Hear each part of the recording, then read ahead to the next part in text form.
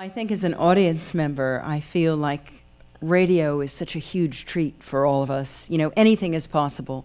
In our world, so much has been circumscribed. You know, movies are big or tiny, and plays often have 2 or 3 people in them.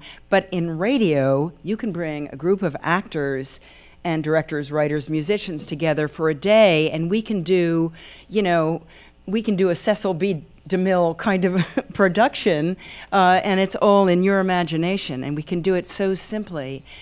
And for instance, in Broken Pearls, which is the one we've been talking about in the 20s, I, at 63, got to play a 20-something-year-old talking chorus girl. Yeah, she's, you know, I got to do something I would never be cast as, and it was so much fun. And I feel like over the course of this wonderful series, we'll do a couple of things. First of all, America will really get to know the actors that are in New York, very known and very unknown, who are all playing different parts in this incredible series in a very surprising way.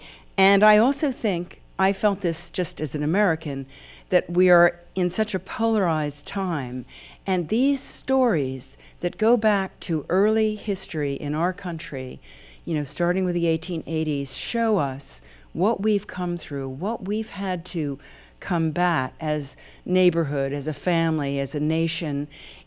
There's so much more that brings us together that we've perhaps forgotten in the course of the elections and everything.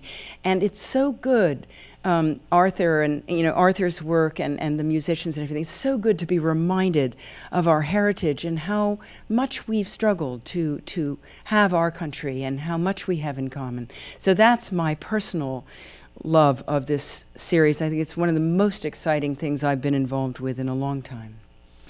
And I'm just wondering, your father was in radio. Yes, he was. Before he became the head of NBC for a while. Indeed. Do you have an early memory of radio and radio drama, or maybe some first memory?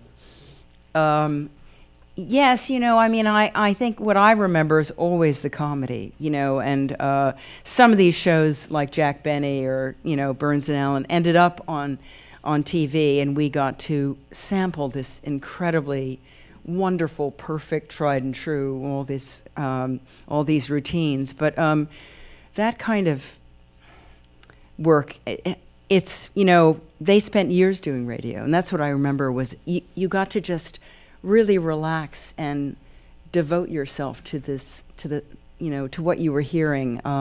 You were in such good hands. It really does something for you as a listener that you can't have any other way. So I remember the comedy because my father, you know, but he used to do everything in radio. I remember I found some old scripts of like, what's that flying horse that Texaco? He used to not only produce the radio shows, but then he'd have to do all the ads himself, even playing the Texaco horse and going, you know, all that stuff.